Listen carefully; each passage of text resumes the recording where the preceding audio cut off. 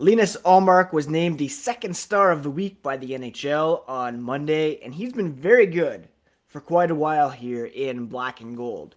Going to talk about his performance as well as update the Atlantic Division power rankings here on today's episode of Locked On Boston Bruins. You're Locked On Bruins, your daily podcast on the Boston Bruins. Part of the Locked On Podcast Network, your team every day.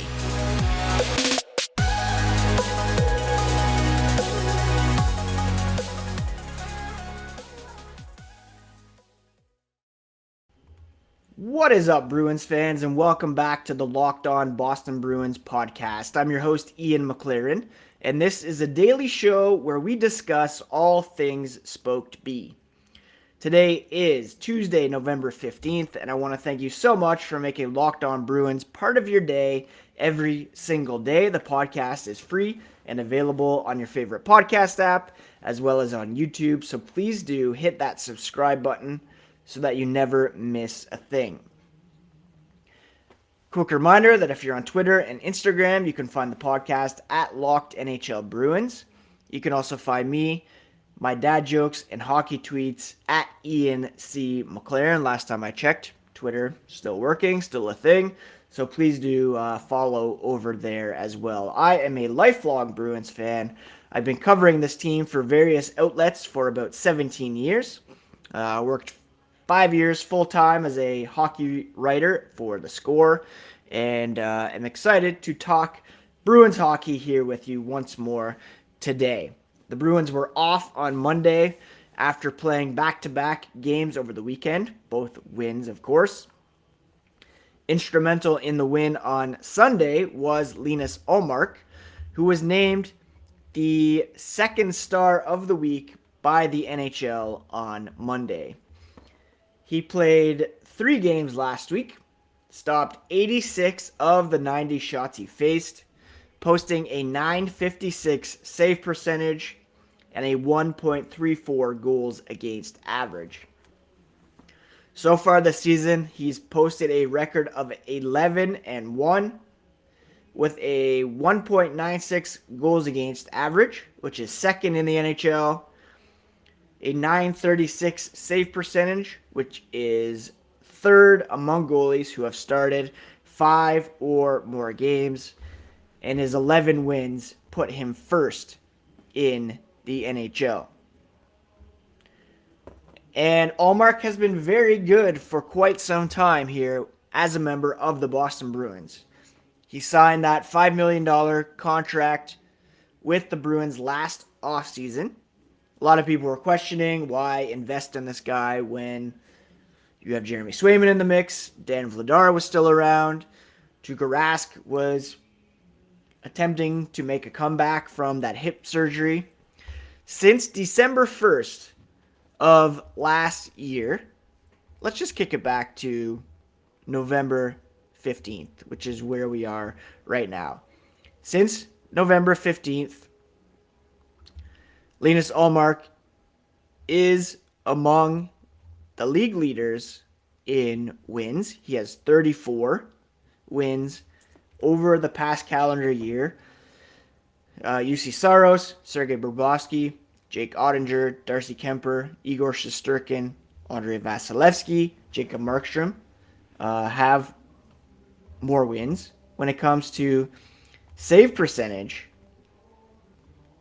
Linus Ullmark ranks among the highest as well. Let's filter this so that we get some of these guys out who have not played many games. So let's say with at least 40 starts over the past calendar year, Linus Ullmark ranks third in save percentage with a mark of .924. He's played in 48 games since November 15th, 2021. His .924 save percentage is topped only by Ilya Sorokin and Igor Shesterkin, 2 of the very best goalies in the NHL. His goals against average of 2.24 is second only to Igor Shesterkin. Last I checked, he was pretty good. So Ullmark, over the past calendar year, one of the top 3 goalies in the NHL in terms of save percentage, number 2 in goals against average. Not up there as high in terms of wins because he splits time generally with Jeremy Swayman, who of course is out of the lineup due to injury right now. Keith Kincaid stepped in, played very well for the Bruins on Saturday in Buffalo. The Bruins do have a pretty tough schedule coming up, as I've been talking about. They play the Lightning a couple times, the Avalanche a couple times, the Golden Knights a couple times. There's no back-to-back situations in there. So theoretically, Ullmark could carry a huge load here over the next few weeks. Jeremy Swayman,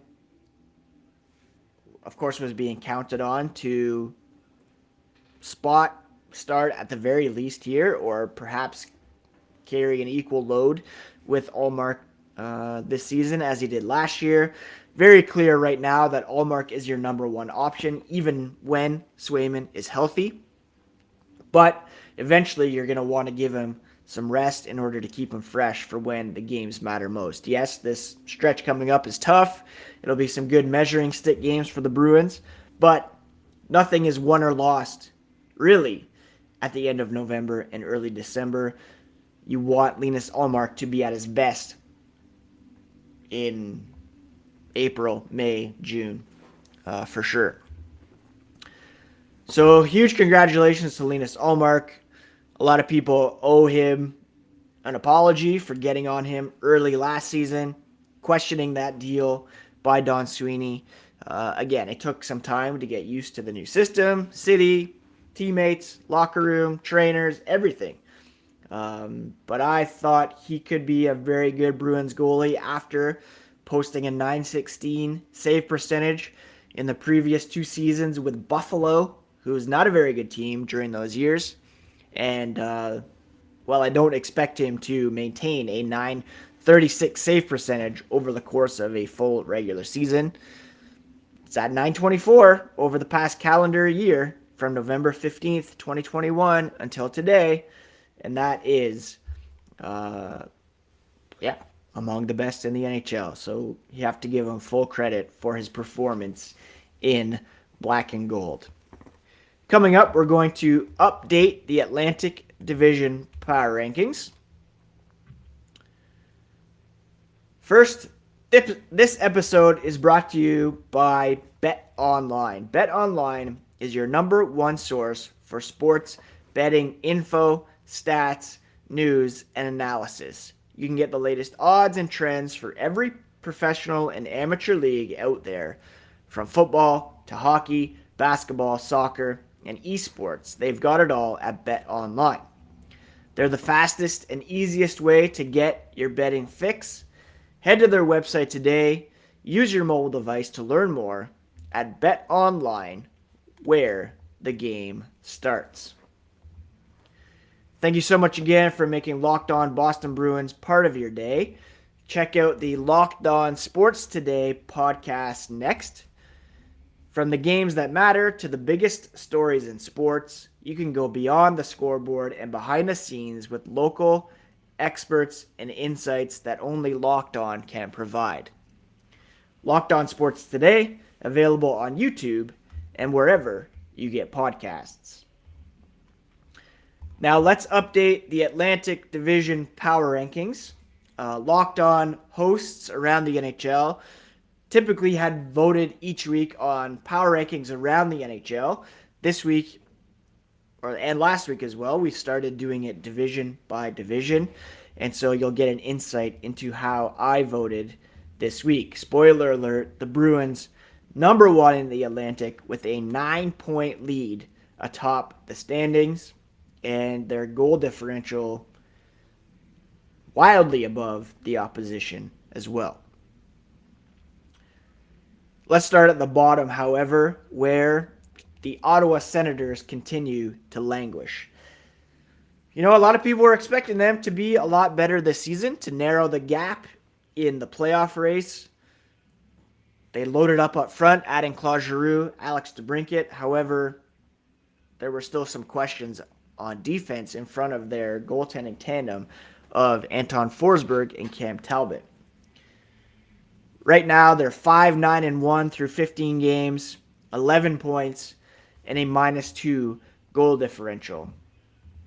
If there's one thing that's going for them, it's their underlying numbers, where their shot attempt differential and scoring chance differential at 5-on-5 rank in the top 10. So if they could crack down on the defense, they could be much improved, although it's going to be hard to get back in the playoff race at this point. 7th in the division this week, I'm putting the Buffalo Sabres. They too had a promising outlook coming into this season. They had a decent start. However, they have lost 5 in a row.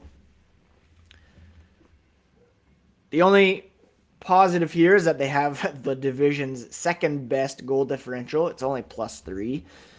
And they also have some pretty decent underlying numbers. They are 6th in the NHL when it comes to shot attempt differential at 5-on-5. Scoring chance differential, they are also top 10 in the NHL. So their expected goals, a bit down, however. They're middle of the pack when it comes to expected goals. So the Sabres could be better, but we saw the Bruins beat them down pretty good on Saturday with Keith Kincaid in net, and still some growing pains to be had in Buffalo, despite some decent underlying numbers. Now, there's 4 teams tied for the third best point percentage in the Atlantic Division. 567.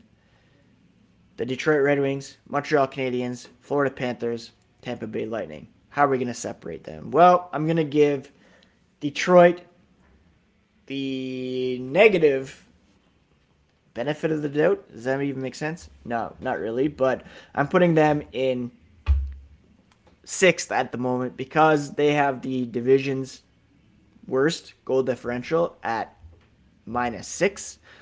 And their underlying numbers, not very strong at all. In fact, when it comes to shot attempt differential and scoring chance differential at 5-on-5, they're something like 29th in the NHL.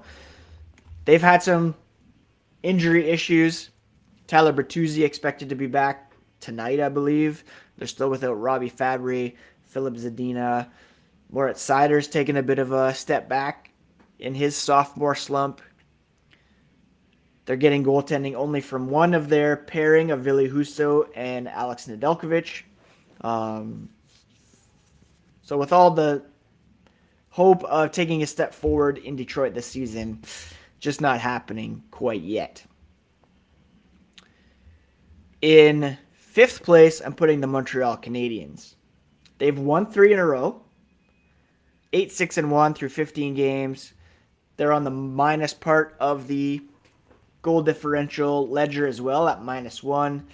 Their underlying numbers, not very encouraging either. Their shot attempt differential 5-on-5, 48.93, 21st in the NHL, meaning they're giving more shot attempts up than they're generating. Their top player, Nick Suzuki, I think he has like a 27% shooting percentage. So the Canadiens due for some regression here coming up. So your bottom 4, same as the last year. Ottawa at the bottom, Buffalo, Detroit, Montreal in 5th. When it comes to the top 4, again, a couple teams with 567 point percentages. That's your Florida teams, Tampa Bay and Florida. I'm giving the Panthers the edge here because they have a +2 goal differential compared to Tampa Bay's even 0. And Florida's underlying numbers among the best in the NHL. Their shot attempt differential at 5-on-5 ranks 3rd. Their expected goals is 3rd as well. as is their scoring chance differential 5-on-5. They're actually third. So Florida remains an elite team when it comes to underlying numbers. Not quite getting the results just yet, but they should still be among the best in the Atlantic for sure, and in the East, if not the NHL. So I'm putting them in third over Tampa, who is 8-6-1, an even 0 goal differential, and their underlying numbers not quite as strong. When it comes to shot attempt differential, 5-on-5, Tampa comes in 14th, and they're just kind of middle of the pack at the moment, all across the board. Toronto Maple Leafs, I'm putting in second. 594 point percentage, 8-5-3 record. That's 8 wins, 8 losses for those of you counting. They do get points for losses. That's why they're second in terms of points and point percentage. A +1 goal differential. They got some bad injury news the other day with Jake Muzzin out of the lineup for quite some time. TJ Brody out of the lineup for quite some time.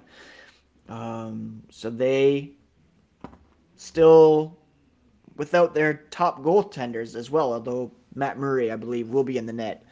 But you can argue Ilya Samsonov is their number one guy based on early season performance. So, second place, Toronto. Third place, Florida. Fourth place, Tampa. Boston Bruins, clear number one team in the Atlantic Division, Eastern Conference. Heck, lead wide. They have 28 points through 16 games, a record of 14-2, 875 point percentage, which is number one in the NHL, plus 30 goal differential, which is number one in the NHL. In the Atlantic, the only team that comes close is Buffalo, and they're at +3. They're tops in goals per game. They're near the top. I think actually they're first in goals against per game. Let's see if that is indeed true. The Bruins allowing 2.19 goals per game. That is the fewest around the NHL.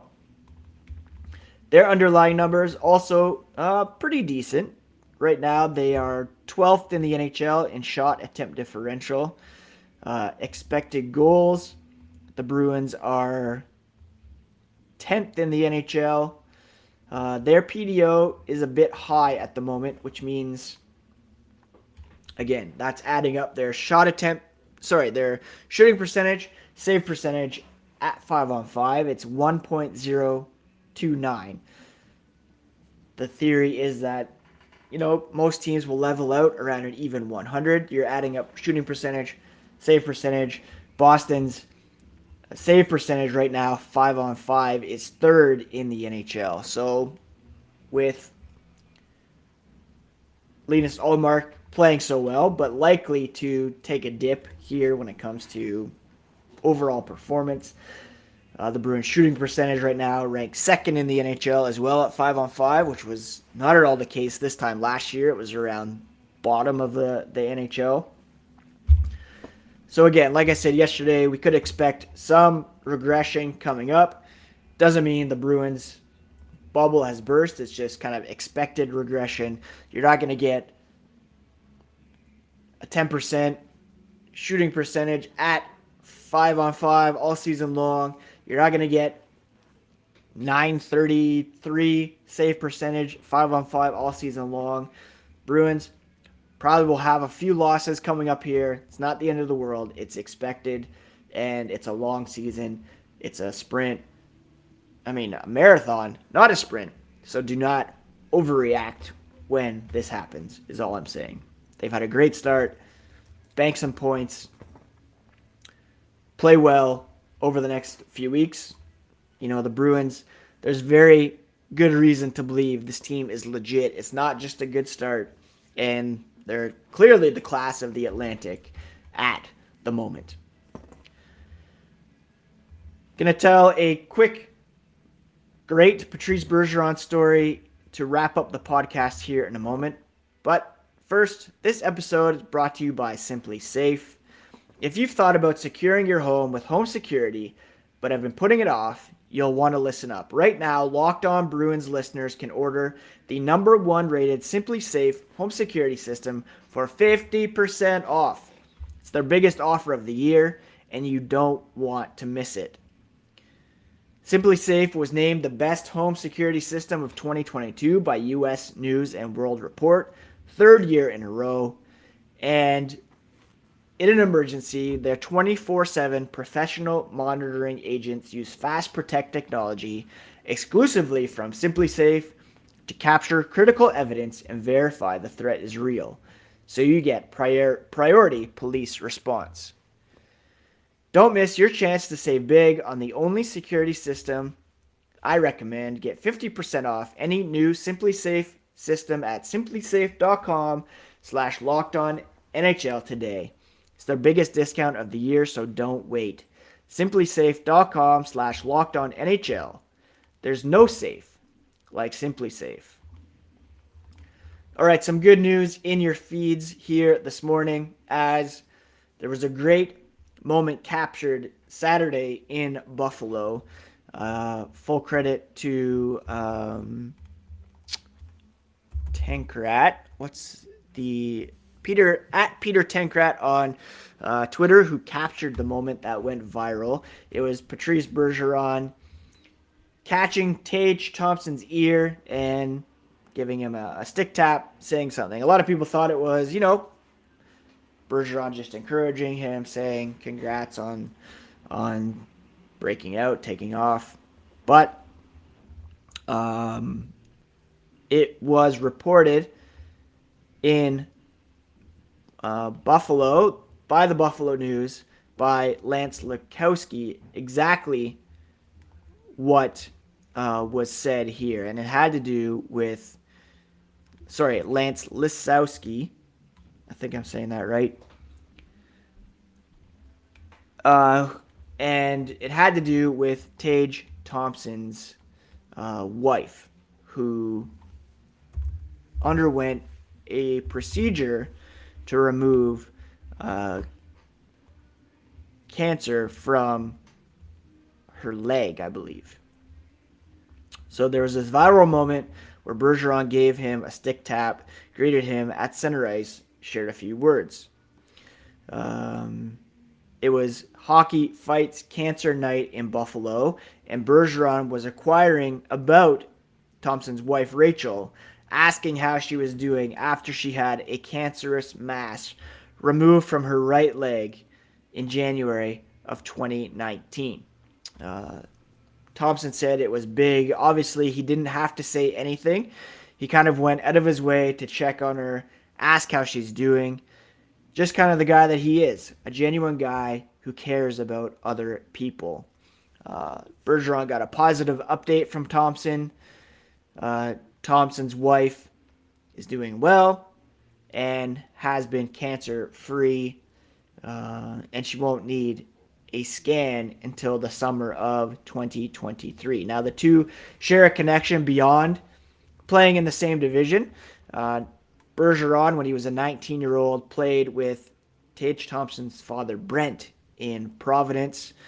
And according to the Buffalo News story, Bergeron was a frequent visitor to the family's home, played some street hockey with Tage, who was 7 at the time, and his brother, Tice.